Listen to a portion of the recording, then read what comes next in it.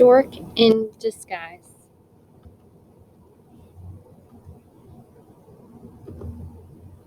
Chapter 1. You can let me out of here, Jerry Flack said to his mother. It was the first day of school, and the oatmeal Jerry had eaten for breakfast lay like a brick in his stomach. She slowed the car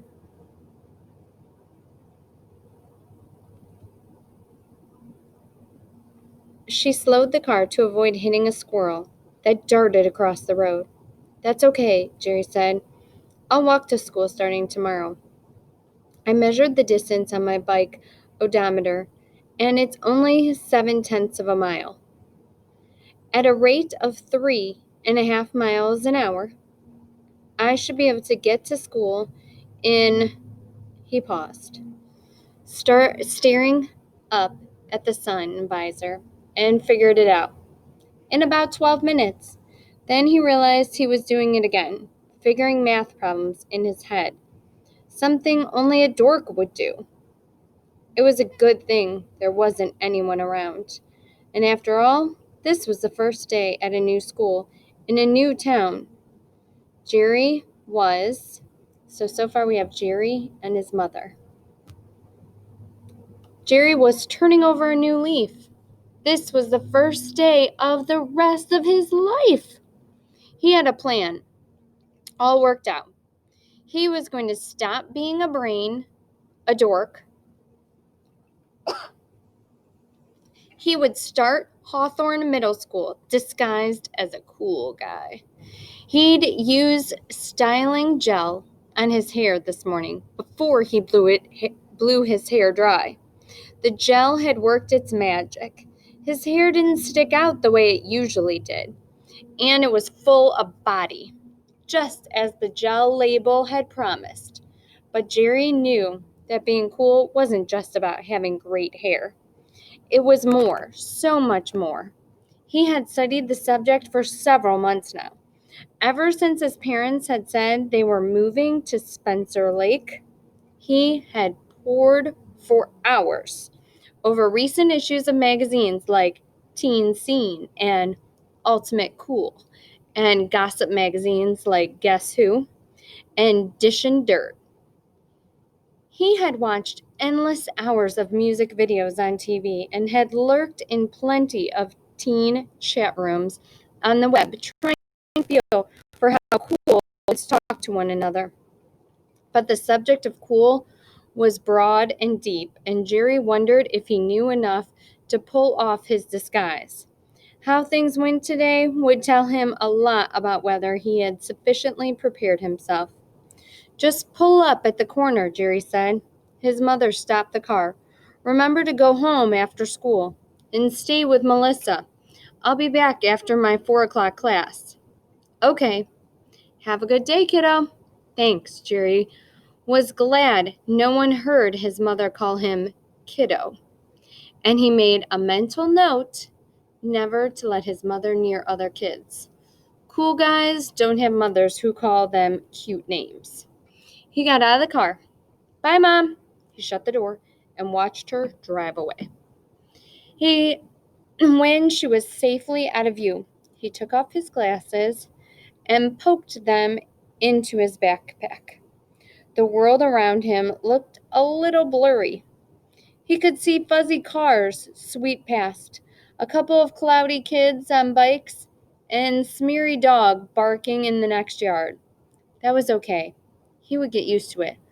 Cool guys didn't wear glasses. He strolled along the sidewalk for the next 3 blocks.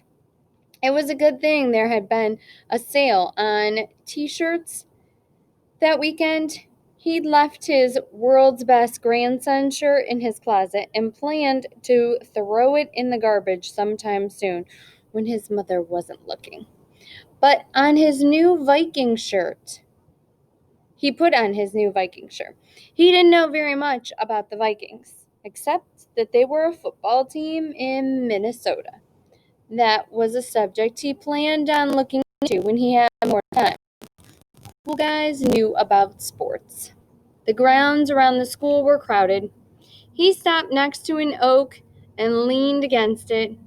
He didn't think a cool guy would walk right up to strangers and start a conversation.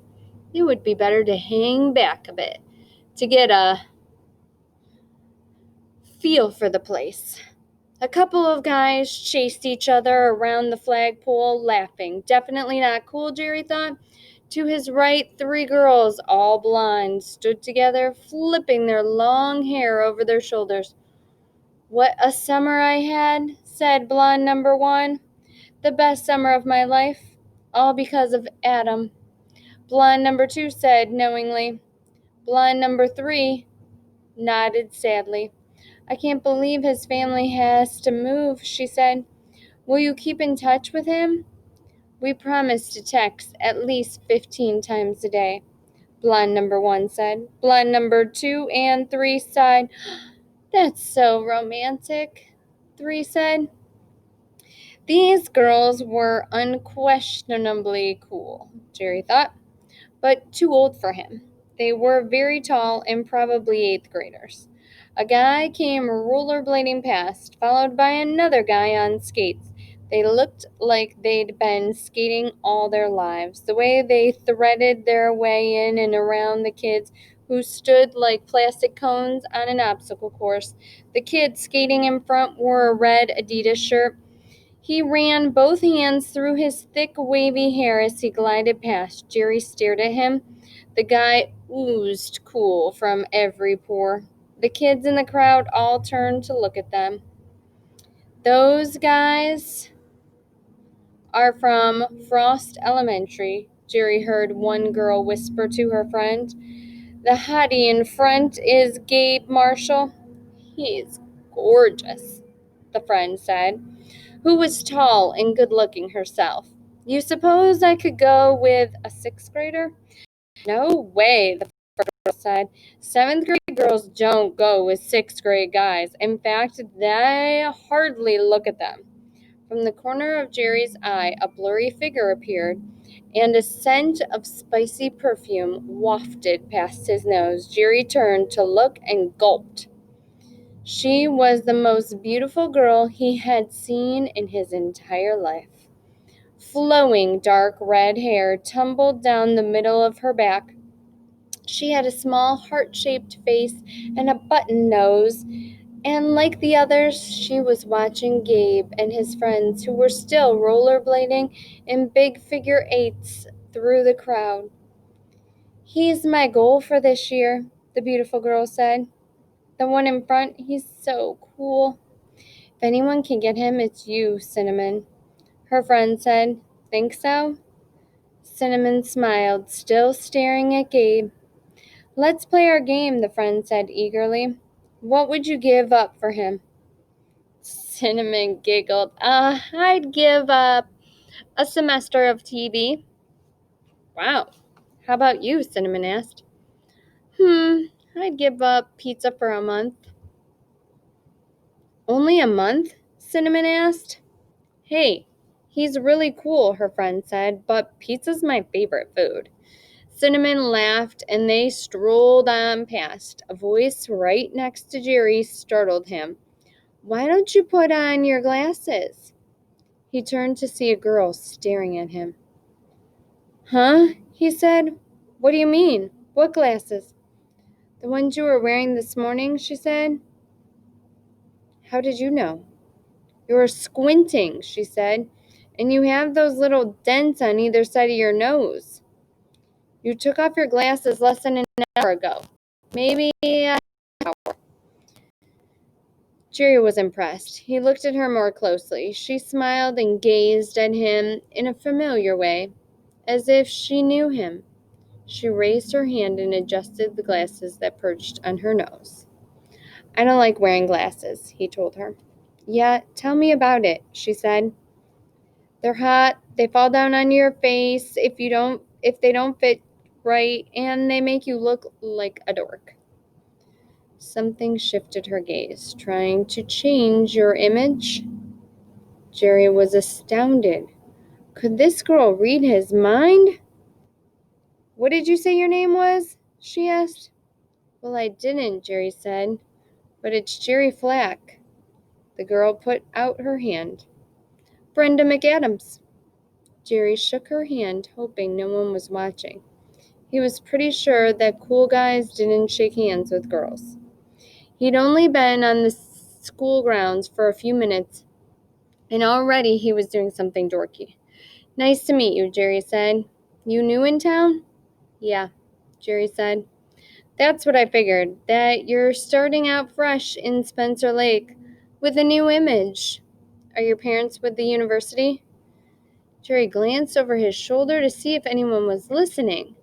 He didn't want people overhearing what she said because she was so right about him. No one seemed to be paying attention, though. Yes. You're in sixth? Brenda asked. Yeah, you too? Yes, indeedy, Brenda said. She seemed to study him closely. Well, Jerry, if you want to change your image, there are still some things you'll need to do. Jerry rolled his eyes. He didn't need a girl telling him how to be cool. So who clearly wasn't cool herself. Nobody cool says indeedy. I'm doing okay, Jerry said, turning to go. I saw you watching Cinnamon O'Brien, Brenda said, stopping Jerry in his tracks. Do you know her? He asked, turning back. Brenda nodded. She was in my class at Hemingway Elementary. You hear her talking about that kid on rollerblades? Isn't it interesting how the good-looking kids all gravitate to each another in the first few minutes of the school year? Even though they come from at least 5 different elementary schools, I bet by the end of the day, all the beautiful people will be best friends. So, what's she like? Jerry asked. Cinnamon? Dumb. What else? Brenda laughed. I tell you, she's an airhead and you want to know more? There are worse things than being less than a genius, Brenda smiled. Like being uncool. Jerry decided to ignore that. Are you and Cinnamon friends? Depends on what you mean by friends. I don't hang out with her, but I don't hate her or anything. You want to meet her? I can arrange it. Jerry's heart began to race. Yeah, but not right now. Why not? Well, I'm not ready. Brenda stood back and looked at him critically. Yes, you could use some more coaching. Jerry scowled. Hey, leave me alone, will you? I don't need your help. Brenda shrugged. Whatever you say. Just thought I could be of assistance. She walked away as the bell rang. Jerry was shaken. This girl had seen through him right away. He wondered if there were other kids who would know immediately that his cool guy image was a disguise. I'll have to study the fine points of coolness, Jerry thought. Maybe I've missed a few important details. Jerry watched the blurry mass of strangers around him and thought about what his life had been like at his old school. He'd been a dork with only a couple of close friends, and they also scored pretty high on the dorkometer. The idea of having the prettiest girl in school notice him was unthinkable. But this was a new year. Jerry thought if he could learn all the finer points of coolness, maybe he could get Cinnamon to notice him. Maybe she'd even speak to him sometime, not just sorry or excuse me for bumping into him in a crowded hall, although Jerry thought bumping into Cinnamon would be extremely pleasant. Jerry was thinking how wonderful it would be if she'd look at him in the eyes, smile, and say, hi. It would even be cooler if she said his name along with the hi. Hi, Jerry. That would be unbelievably cool. It made Jerry shiver with excitement just to think about it. He reached the school door. This is it, he thought. His first day, he'd have to be more careful so other kids wouldn't see through his disguise. He could do it, he reassured himself. He'd just have to be on guard every moment.